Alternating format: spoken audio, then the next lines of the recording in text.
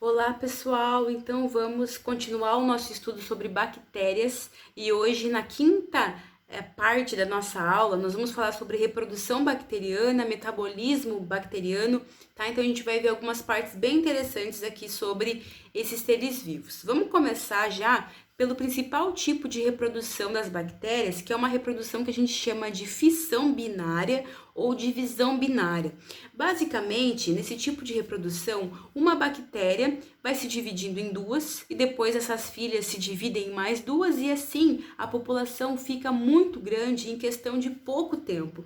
Em poucas horas, né, essa população de bactéria vai realmente crescendo em condições normais, em condições boas para elas, quando elas têm tudo que elas precisam, elas se multiplicam muito rápido por esse tipo de reprodução que a gente fala que é assexual. O que seria isso?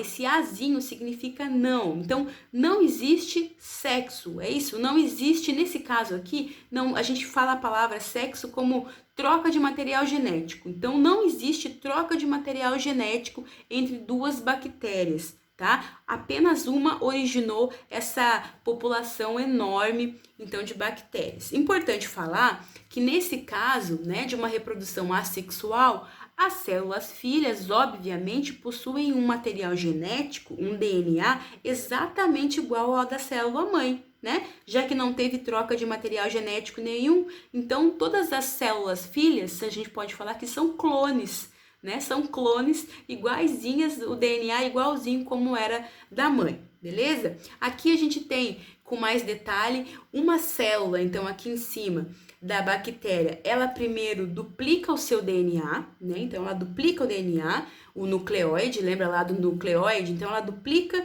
depois ela divide essa célula, já com DNA duplicado, em duas células filhas, tá? Então há uma constricção, essa constricção é uma força, né, que acontece da parede celular, então duas células filhas aqui acabam surgindo, tá? Outros nomes, outros sinônimos para esse tipo de reprodução também a gente aparece com menos frequência, cisparidade ou bipartição, tudo mesma coisa, tá? Tudo divisão binária ou fissão binária.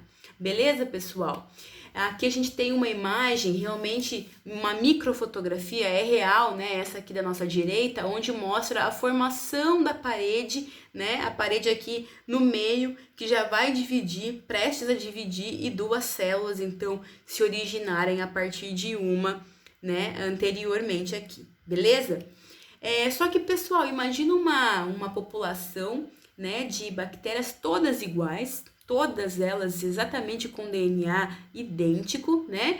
E se alguma interferência acontecer do ambiente nessa população, todas vão responder da mesma maneira, né? Porque geneticamente todas são iguais. Então, é interessante para qualquer população, de qualquer ser vivo, é interessante que haja uma variabilidade genética naquela população. Falando das bactérias especificadamente, é interessante que algumas bactérias tenham modificações genéticas naturais ali, né, entre elas, para que elas se comportem de maneira diferente dependendo do que vai acontecer no ambiente.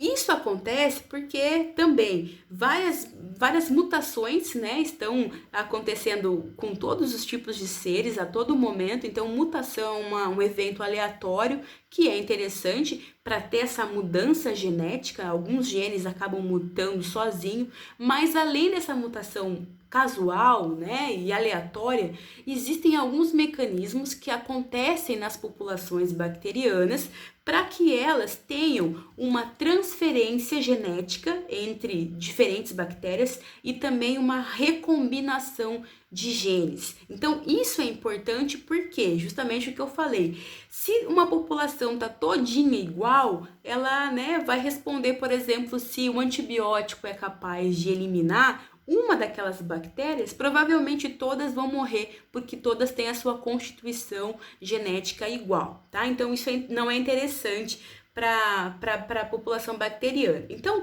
uma estratégia que acontece nas bactérias para conseguir mudar um pouco esse material genético da população de vez em quando é um processo chamado de transformação. Basicamente, o que é a transformação? Tem um DNA de outra bactéria que está no ambiente e de repente uma bactéria ela absorve aquele DNA e incorpora aquele DNA externo na sua constituição, no seu DNA, tá? Esse DNA que tá lá nadando livremente no ambiente pode ser um pedaço de DNA de outra bactéria que morreu, né? Alguma bactéria que foi destruída. Então, esse DNAzinho pode entrar e começar a fazer parte dessa nova bactéria aqui. E, logicamente, como mudou a genética, a bactéria pode se comportar de uma maneira diferente. Pode produzir algumas coisas que ela não produzia antes, por exemplo, tá?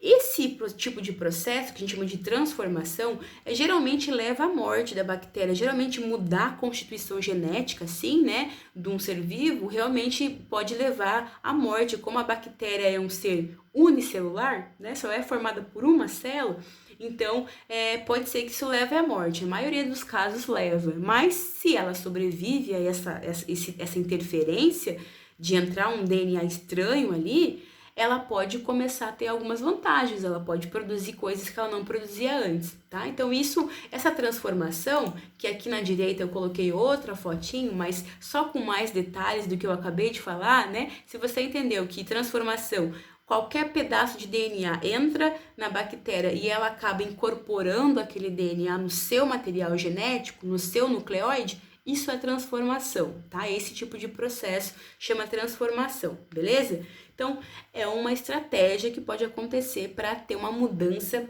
né, genética nas bactérias.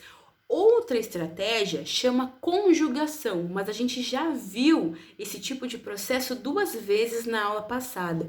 Quando 2 bactérias se juntam e olha só, uma emite, né, um pelo, que a gente chama de pilus sexual, para outra, né, existe uma troca aí de material genético. A gente não chama isso de reprodução, porque não vai aumentar o número da população, né? Então a gente diz que teve uma troca genética aí de uma bactéria com outra, tá? Nós já vimos isso quando a gente estudou sobre pilus sexual e quando a gente estudou sobre plasmídio, né? Então, o que é a conjugação? É um processo de transferência do plasmídio. Na conjugação, o DNA principal da bactéria, o nucleóide, fica intacto, né? Como eu já expliquei. Apenas o plasmídio é duplicado, então a bactéria que vai doar o plasmídio duplica o seu plasmídio e passa através do pilo sexual ou ponte citoplasmática, acontece uma ponte ali e uma bactéria doa o seu plasmídio que foi duplicado para outra. Então, no final, a gente tem uma bactéria que foi doadora do plasmídio e a outra que recebeu, né? E agora, as duas estão tendo essa vantagem que o plasmídio oferece. Geralmente, o plasmídio está muito relacionado, né, com a resistência a antibióticos. Geralmente aqui a gente não costuma falar para bactéria assim, masculino e feminino, não tem esses termos, tá? Geralmente a gente coloca a bactéria com o fator F positivo, aquela que geralmente doa o plasmídio, e o fator F, né, a bactéria célula F negativa, aquela que recebe. Vem F de fertilidade, tá? Mas não existe a questão de masculino e feminino nesse mundo das bactérias, beleza? Essa foi a conjugação. E tem um terceiro que eu vou falar para vocês, processo onde as bactérias podem mudar sua constituição genética, que chama transdução. Esse procedimento vai ficar mais fácil de você entender se você já viu aquela aula que eu dei sobre vírus, que eu falei do ciclo lítico. Eu falei dos bacteriófagos já lá na aula de vírus, que os bacteriófagos são vírus que adoram infectar e matar bactérias, tá? Então vamos relembrar aqui o processo, mas se você já viu, você vai entender mais fácil. Mas olha só, então eu tenho aqui no item 1 um bacteriófago, que é um vírus que ataca a bactéria, chegando para atacar aquela bactéria ali, tá? No quadro 2 aqui, a gente já vê o que? O vírus, né, já injetou seu material genético lá para a bactéria e ele começa a dominar a bactéria, lembra? Então o vírus ele vai começar a usar as proteínas da bactéria para fazer as suas proteínas. O vírus vai começar a usar a energia que a célula tem para ele se duplicar, para ele duplicar o seu material genético, né? Então aqui no quadro 2 a gente tem um monte de DNA em pedacinho, tanto o DNA do vírus, que está representado pela cor lilás, quanto o DNA da bactéria também, tudo picotado, que é representado pela cor verde. Aqui na parte 3, a gente tem o que? Acontecendo a lise celular, né? Que é a morte celular. Os vírus, depois que eles já fizeram tudo que eles têm que fazer, já conseguiram se duplicar, eles vão montar os seus filhotinhos, né? E um monte de filhotinho do vírus agora sai da bactéria, matando ela, matou a bactéria, e esse monte de vírus agora está pronto para ir para o ambiente e infectar novas bactérias. E é isso que eles vão fazer. Só que dá uma olhada aqui, ó. Um desses vírus, ele tá carregando um pedacinho naquela muvuca toda de um monte de DNA espalhado ali no quadro 2. Teve um vírus que saiu com um pedacinho verde, tá vendo? Um pedacinho de um DNA da bactéria que morreu. Pois bem, esse vírus ele pode infectar outra bactéria, como a gente vê aqui no quadro 4. Quando ele infecta outra bactéria, a mesma coisa vai acontecer. O vírus injeta o seu material genético na bactéria, só que agora ele está injetando o DNA dele e o pedacinho que ele trouxe lá da outra bactéria que morreu, ele também injeta nessa nova bactéria. Então, como resultado, o que a gente tem aqui, pessoal? Vamos supor que essa bactéria do quadro 6 aqui, ela não morra. Tá? A gente viu que isso é possível acontecer, né? Então, vamos supor que essa bactéria aqui, ela não vai morrer. O vírus vai ficar lá, né? Intruso nesse DNA da bactéria, num tipo de ciclo que a gente chama de ciclo lisogênico, né? Por exemplo, volta lá na aula de vírus se você não lembra disso. Vamos supor que essa bactéria não morra, tá? Se ela não morrer, ela tá prestes a expressar uma característica daquela bactéria que morreu, porque teve uma mistureba toda de DNA aqui, não teve? Essa bactéria 6 aqui, ó, ela tem DNA dela mesma, né? E também da outra bactéria lá que foi trazida, nesse DNA foi trazido pelo bacteriófago, tá bom? Então, nesse caso, se essa molécula, se essa célula não morrer, ela pode expressar uma característica, houve uma troca genética, né? Mesmo que as bactérias nem se conheceram, houve uma troca de gene entre elas. Esse é o processo de transdução. Isso acontece naturalmente, tá? Naturalmente acontece. Só que a biotecnologia, né? Os cientistas estão conseguindo cada vez mais aprimorar uma técnica artificial muito parecida com essa, então eles conseguem mudar a genética dos vírus para que o vírus infecte as bactérias e coloque nelas alguns DNAs específicos para determinadas coisas, para tratar doença, por exemplo, né? Então, isso está sendo bastante usado artificialmente como uma forma até de terapia para algumas doenças, tá? Terapia usando vírus e bactéria. Então, a gente termina aqui a parte que eu falei de reprodução, tá? Lá no começo, a divisão binária e também a parte de modificações genéticas que acontecem, né, nas populações bacterianas. Agora, eu vou falar para vocês, né, daqui para frente até o final da aula sobre a nutrição bacteriana, né, e o metabolismo, tá? Então, vamos entender primeiro uma divisão clássica entre os seres vivos e também entre as bactérias, que a gente pode dividi-las entre aquelas que fazem o seu próprio alimento, que a gente chama de autotróficas ou autótrofas, e aquelas que não fazem o seu próprio alimento, assim como nós, né? Nós não fazemos o nosso próprio alimento, a gente precisa pegar esse alimento de algum lugar. Chama isso de seres heterotróficos ou heterótrofos, beleza? Então, vamos dar uma olhadinha nas autotróficas primeiro. Alguns exemplos de bactérias que fazem o seu próprio alimento. As bactérias que a gente chama de fotossintetizantes, ó, foto vem de luz, né? Então, aqui parece uma cobrinha, uma minhoca, mas não, são exemplos, as cianobactérias. São bactérias que fazem fotossíntese e, portanto, elas pegam do sol a energia necessária, né, os nutrientes, a energia necessária para fazer os seus nutrientes. Então, ela tem essa energia, tá, do sol, e a partir de um monte de reação química, ela consegue fazer o seu próprio alimento. Por isso que ela é chamada de autotróficas, beleza? O pontapé inicial vem do sol, da própria energia solar, tá? Com algumas enzimas e um monte de coisa que a bactéria já tem.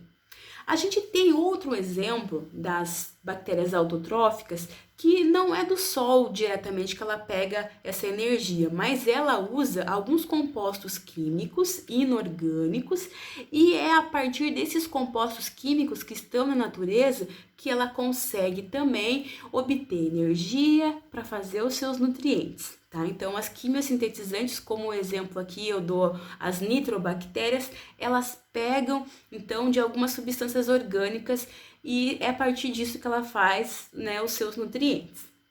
Mas, pra gente, na área aqui de alimentos, a gente vai interessar mais pra gente as heterotróficas, tá? Então, vamos ver que tipos de metabolismo que essas heterotróficas podem fazer para conseguir esse alimento de algum lugar. A gente tem as parasitas, né, pessoal? Parasita é um ser vivo que infecta o outro, que destrói, faz mal para o outro, né? Machuca, causa doença, mata às vezes, para conseguir a sua energia e os seus nutrientes. Ela tem que pegar de algum lugar. Então, os seres vivos que são parasitas, eles realmente fazem isso, né, sugando energia de outros seres vivos. Beleza? Então, as parasitas fazem isso. Bactérias que são decompositoras, a gente já falou dessas bactérias lá na aula, na parte 1 da aula. Essas bactérias decompositoras, elas usam o material que está em decomposição, já está falando, né? Para conseguir os seus nutrientes, a sua energia, né? Então, elas usam desses materiais orgânicos que estão na natureza, né? Lembra que eu falei para vocês? A árvore que caiu, o tronco, né? O tronco de árvore que caiu, o animal que morreu, material, né? Que está na natureza em decomposição, elas adoram e é dali que elas tiram o seu sustento, os seus nutrientes e daí elas conseguem viver. E ainda a gente tem as bactérias que são chamadas de simbiontes, tá?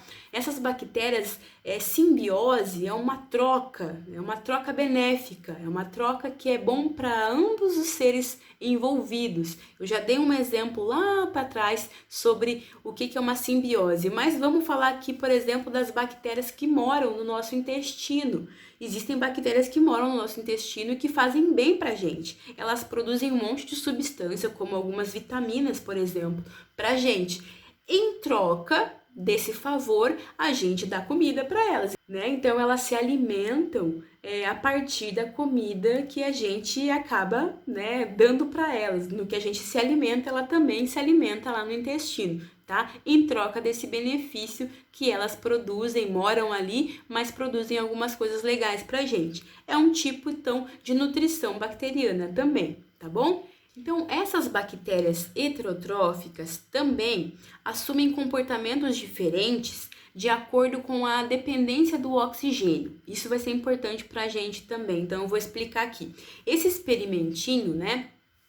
Imagina aqui 5 tubos de ensaio que a gente vai usar esse tipo de experimento para explicar o comportamento diferente das bactérias de acordo com a presença ou não do oxigênio. Dá uma olhadinha aqui nesse tubo de ensaio número 1, tá? Essas bolinhas que estão mergulhadas nesse meio de cultura são as bactérias, tá? Hipoteticamente são as bactérias.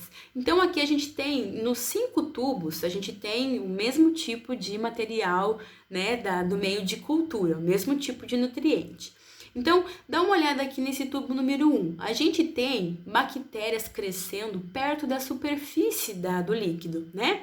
Onde o oxigênio está, logicamente, super perto. Então, a gente tem aqui bactérias que a gente chama de aeróbias obrigatórias. Obrigatoriamente, elas estão perto do oxigênio, porque elas precisam do oxigênio para viver, assim como nós. Nós somos seres vivos aeróbios obrigatórios também. Precisamos do oxigênio para sobreviver, beleza? Então, elas vão ficar, ó, a população dessas bactérias do tubo 1, todas lá perto do oxigênio, né? Bem na superfície. Pessoal, dá uma olhadinha comigo no tubo 2. Não é ainda aqui o principal que eu quero mostrar para vocês, mas vamos, já que ele está aqui, vamos falar do tubo 2. Essas bactérias que estão no tubo 2, podem perceber que elas também gostam do oxigênio, elas estão lá em cima do tubo, só que elas estão um pouquinho abaixo da superfície. Dá para ver que elas estão mergulhadas mais para baixo um pouquinho? Pessoal, esse tipo de bactéria que vive numa profundidade, né, em relação às aeróbias obrigatórias, a gente fala que elas são microaerófilas. Por que micro? Micro, pequeno, pouco. Elas têm necessidade do oxigênio, mas elas têm uma necessidade de pequenas concentrações de oxigênio. Então, elas não vão ficar bem na superfície, elas ficam um pouquinho mais abaixo, para ter oxigênio, mas uma concentração menor. Beleza? O que eu quero mostrar para vocês agora é o tubo 5. Vamos olhar o tubo 5 aqui, onde a gente tem a presença de bactérias que foram lá para o fundo do tubo. O mais longe possível do oxigênio elas foram. O que significa isso? São bactérias que elas são anaeróbias. Esse anaeróbia aqui, né, a palavrinha anaeróbia significa que elas não suportam de jeito nenhum o oxigênio. Então, elas foram lá para o fundo do tubo, que é o lugar onde tem menos oxigênio. Não tem. Se tiver um pouquinho de oxigênio, essas anaeróbias morrem, elas não suportam o oxigênio, tá bom? Então, bactérias anaeróbias são aquelas que não suportam o oxigênio, tá? Aqui, pessoal, no tubo 3, nós temos bactérias que a gente chama de anaeróbias facultativas. O que é isso?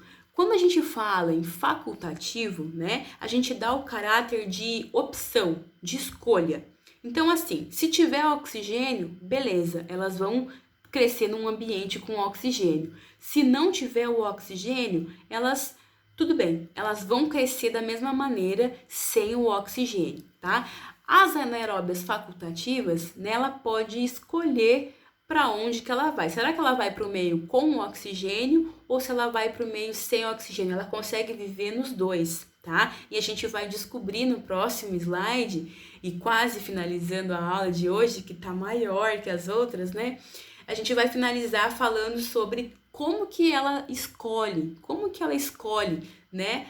Se ela vive perto do oxigênio ou se ela vive longe do oxigênio. Vamos tentar entender isso, tá? Só para a gente finalizar e não deixar de falar do tubo 4, olha só, a gente confunde um pouco às vezes o tubo 3 com o tubo 4. Qual que é a diferença? No tubo 4, a gente tem aqui bactérias que elas não precisam do oxigênio, mas elas toleram. Se tiver oxigênio, beleza, mas eu não vou precisar do oxigênio, só que ela também não vai morrer, né? Diferentemente aqui, ó, das bactérias anaeróbias, que com o oxigênio elas morrem, as aerotolerantes que estão no tubo 4, elas não vão morrer. Se tiver oxigênio, tá bom ali, beleza, mas elas não vão usar o oxigênio também, elas não precisam do oxigênio, tá bom? Já as anaeróbias facultativas, dá uma olhadinha aqui no tubo 3, de novo. Tá vendo que existe uma população maior perto da superfície? Conseguem ver que tem um aglomerado de bactérias perto da superfície, perto do oxigênio? Então, já respondendo, né, a pergunta, será que elas preferem o oxigênio ou não?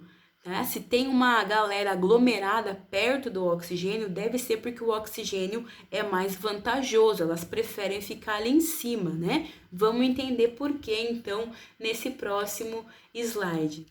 Bom, pessoal, então a gente já viu que tem algumas bactérias que fazem o seu próprio alimento, outras que pegam o alimento de algum lugar. Algumas bactérias precisam do oxigênio, outras não suportam o oxigênio, e tem ainda aquelas que podem viver com oxigênio ou sem oxigênio, tá? Mas como que elas pegam, então, essa comidinha, independentemente de onde veio esse alimento, se ela produziu ou se ela pegou de algum lugar? como que ela vai usar esse alimento para retirar toda essa energia, essa potencialidade que esse alimento tem para ela fazer as suas atividades, né? Como que ela faz isso? Então a gente vai estudar esse processo de transformação de energia. Ela tem um alimento e agora ela vai usar esse alimento para poder crescer, para poder fazer as suas atividades, né, normais. Então tem dois tipos de procedimento que eu vou falar para vocês. Um desses processos usa o oxigênio, outro processo não usa o oxigênio, tá bom? Então aqui a gente tem a molécula da glicose, tá? A molécula da glicose não é à toa que eu representei ali como uma bateriazinha cheia, porque é uma molécula representando o nosso alimento, representando então a molécula energética, né? Um combustível praticamente. A gente tem uma molécula muito energética aqui, que é a glicose. Ela tem 6 carbonos, 12 hidrogênios e 6 oxigênios. Então, a energia basicamente fica localizada na molécula nas ligações carbono-carbono. Um carbono do ladinho de outro carbono tem muita energia nessas ligações químicas aqui. Beleza, então não esqueçam, o que a bactéria tem que fazer agora? Ela tem que pegar a energia dessa glicose para conseguir fazer as suas atividades, tá? Então, primeiro eu vou falar sobre um processo que usa o oxigênio, feito por aquelas bactérias que precisam do oxigênio, tá? Que estão com o oxigênio disponível. A gente chama esse processo de respiração aeróbica ou aeróbia, tá? Então, a bactéria vai conseguir usar essa glicose, vai fazer um processo para tirar a energia dessa glicose usando o oxigênio também, tá? É numa situação que tem oxigênio disponível, tá? Curiosamente, nós fazemos esse processo de respiração aeróbica também, como muitas bactérias que vivem com oxigênio, tá? Só que quando a gente fala em respiração, é muito mais complexo do que simplesmente respirar, colocar o oxigênio para dentro e colocar o CO2, o gás carbônico, para fora, tá? Então a gente vai ver que respiração é mais complexo do que isso. Bom, então a glicose, ela vai passar por uma série de etapas, né? Uma série de reações químicas, onde uma molécula de glicose vai se transformar em duas moléculas, tá? Que tem menos energia. Olha só, o que eu quero que vocês prestem atenção é que da bateria que estava carregada completamente, agora a bactéria já começou a tirar a energia dessa glicose. Então transformou, né, a glicose em duas moléculas que a gente chama de piruvato, mas esses nomes não precisa se preocupar. O interessante é que a molécula de glicose está sendo usada, tá vendo? Então a gente está conseguindo tirar a energia dessa glicose. Beleza, esse processo na célula, a gente chama isso de glicólise. É a primeira etapa da respiração aeróbica, a gente chama de glicólise. Tá, aí essas duas moléculas de piruvato, elas vão entrar numa série de reações químicas que a gente chama de ciclo de Krebs. Não precisa agora também ter mais detalhes sobre isso. O que eu quero que vocês entendam? Que essa etapa chamada ciclo de Krebs, a gente continua tirando energia da glicose. Então, ó, a bateria, ela vai continuar diminuindo. No ciclo de Krebs, né, uma característica interessante é que há a liberação de gás carbônico. Nesse monte de reação química que envolve o ciclo de Krebs, a bactéria libera CO2, gás carbônico. Nós também, não é assim na respiração? A gente pega o oxigênio, coloca para dentro e libera o CO2, libera o gás carbônico. Então, a gente também faz respiração aeróbica. Então, no ciclo de Krebs, um monte de gás carbônico está sendo liberado, mas o mais importante que eu quero que vocês percebam é que, ó, a gente está conseguindo tirar a energia da glicose. Aí o processo continua. A terceira e última etapa da respiração a gente chama de cadeia transportadora de elétrons. O que é essa terceira etapa? É a etapa mais fundamental, onde mais energia. A gente vai pegar essa glicose e vai destroçar mais ainda essa glicose, tirar mais energia. Ó, a bateria está acabando. E toda essa energia que a gente está tirando da glicose, a gente está colocando nas nossas atividades. A bactéria está fazendo isso, tira energia da glicose, da comidinha, e ela coloca essa energia para ela fazer o que ela precisar fazer. Nesse procedimento, na cadeia transportadora de elétrons, também chamada de fosforilação oxidativa, esquece esses nomes difíceis, a gente vai ter a liberação de água, então outro produto da respiração, a gente coloca o oxigênio para dentro, a gente libera CO2 e a gente libera água também. E olha só, a bateria acabou. A gente conseguiu sugar, quebrar, destroçar a glicose e a gente conseguiu usar toda a energia que a gente tinha disponível nessa molécula da glicose que é tão energética, tá? A gente na química, na bioquímica aqui, a gente coloca a energia com um nome diferente. Em vez de falar energia, a gente fala em ATP.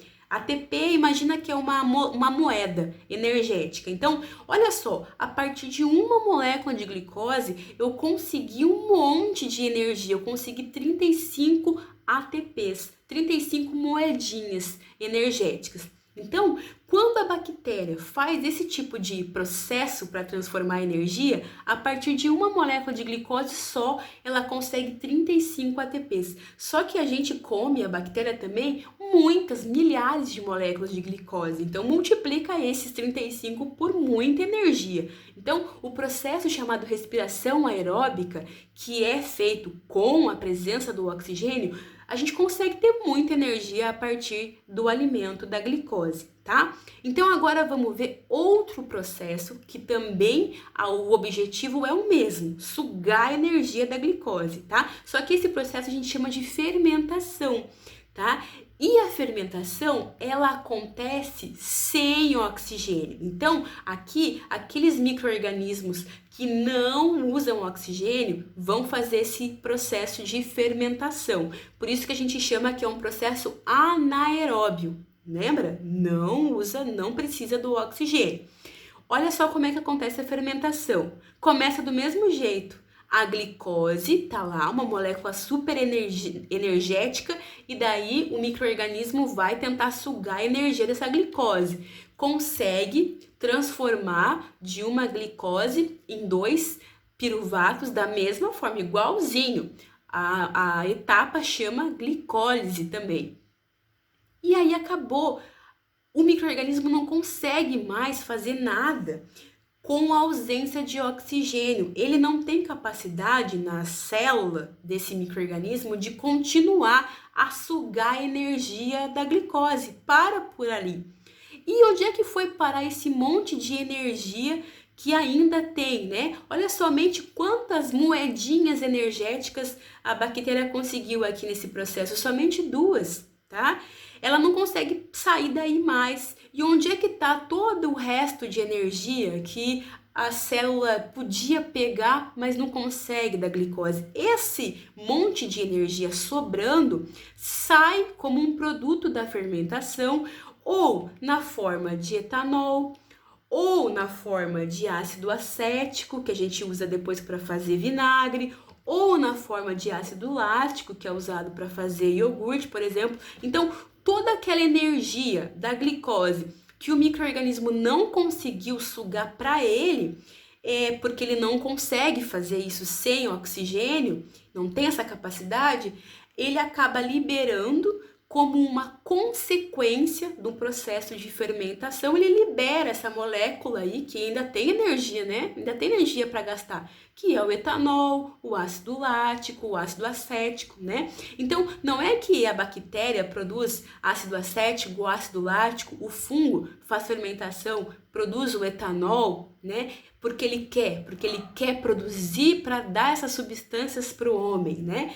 É um processo natural de fermentação, porque aquela energia toda que estava na glicose ele não conseguiu pegar para ele, então o processo químico natural do micro-organismo leva para a produção de alguns tipos de produtos diferentes, tá? Então, conseguiram ver a diferença? Se eu perguntar para vocês qual é o processo que me dá mais energia, que eu consigo obter mais energia, respiração ou fermentação? Lógico que Respiração, consigo de uma molécula muita moedinha energética. Agora a pergunta para a bactéria é que ela é anaeróbia facultativa. Aquela que é facultativa, ela pode escolher se tem oxigênio, eu uso oxigênio. Se não tem também, eu não preciso do oxigênio. Mas se ela puder escolher, pergunta para ela, você prefere fazer respiração ou fermentação, bactéria facultativa? É óbvio que ela vai preferir fazer a respiração. Por isso que naquele tubinho 3, volta lá para ver, no tubinho 3 você vê um monte de bactéria que elas estão ali perto da superfície, né? Meio que se aglomerando, dando um soco uma na outra, porque elas preferem fazer respiração, elas preferem ficar perto da superfície, perto do oxigênio. As que não conseguem ficar ali naquela muvuca, beleza, elas vão para baixo, elas fazem fermentação, tá? Então, como elas conseguem escolher ainda, né? Não tem espaço lá em cima, beleza, elas vão para baixo. Mas vocês conseguem ver a diferença, né? Que um processo é muito mais rentável energeticamente do que o outro, tá? Então, são dois processos para obter energia a partir dos alimentos. E aqui no final, eu só coloco para vocês alguns outros exemplos de produtos de fermentação que podem ser produzidos por várias espécies diferentes de micro-organismos, tá? Não somente bactéria, aqui em cima a gente tem, né, 2 fungos, né? Um fungo, na verdade, é uma espécie só que pode tanto produzir o combustível quanto o vinho, a cerveja, né? Que é a levedura normal, a levedura, inclusive, que faz o pão, tá? Mas depois a gente vai falar de fungo. Então, vejam aqui nesse quadro vários tipos de produtos de fermentação a partir de materiais diferentes, né? Que usam, todos eles como em comum, usam uma substância combustível. Tem que pegar essa energia de algum lugar. Beleza, pessoal? Então é isso. A aula de hoje acabou, então espero vocês na próxima aula. Beleza? Tchau!